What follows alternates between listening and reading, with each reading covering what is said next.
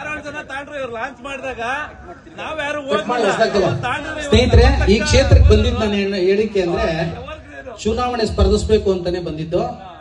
Election ಸ್ಪರ್ಧಿಸೋದು ನಮ್ಗೆ ಯಾವ್ದು ಕಷ್ಟನೂ ಇಲ್ಲ. ಅದಕ್ಕೆಲ್ಲ ಗುರುಗಳು, ರಾಜಗುರುಗಳು ನೀವೇನೆ.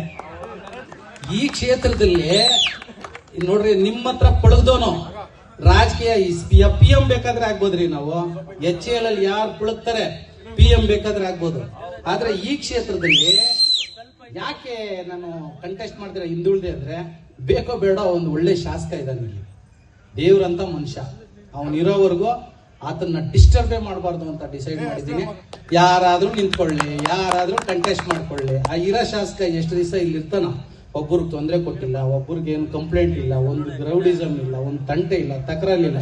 ಸೊ ಅದರಿಂದ ಆ ಶಾಸಕ ಡಿಸ್ಟರ್ಬ್ ಮಾಡ್ಬಿಟ್ಟು ನಾನೇನು ಅಲ್ಲಿ ಗುಡ್ಡೆ ಹಾಕೋದ್ ಕೆಲಸ ಏನು ಇರೋದಿಲ್ಲ. ಅದಕ್ಕೋಸ್ಕರ ಯಾವ ಕಾರಣಕ್ಕೂ ನಾನು ಅವರು ಈ ಪ್ರೆಸಿಡೆಂಟ್ ಶಾಸಕ ಇಲ್ಲಿ ಶಿಡ್ಲಘಟ್ಟದಲ್ಲಿ ಇರೋವರೆಗೂ ನಾನು ಟಚ್ ಮಾಡಲ್ಲ, ಈ ರಾಜಕೀಯಕ್ಕೆ ಎಂಟ್ರಿನ ಆಗಲ್ಲ. ಹಂಗೇನಾದ್ರು ಬೇಕಾದ್ರೆ ಮಾದೇಪುರದಲ್ಲಿ ಡಿವೈಡ್ ಆದಾಗ ನಿಲ್ತೀನಿ, KR ಅಲ್ಲಿ ನಿಲ್ತೀನಿ, ಎಲ್ಲಿ ಬೇಕೋ ನಿಲ್ತೀನಿ. ನಾನು ಅಷ್ಟು ಶಕ್ತಿ ಭಗವಂತ ಕೊಟ್ಟಿದ್ದಾನೆ, ನಿಮ್ಮಂಥವ್ರ ಆಶೀರ್ವಾದ ಇದೆ ನನಗೆ. ಇಷ್ಟು ಹೇಳಿ ನಾನು ಕೊನೆಯದಾಗ ಒಂದು ಮಾತು ಹೇಳ್ತೀನಿ.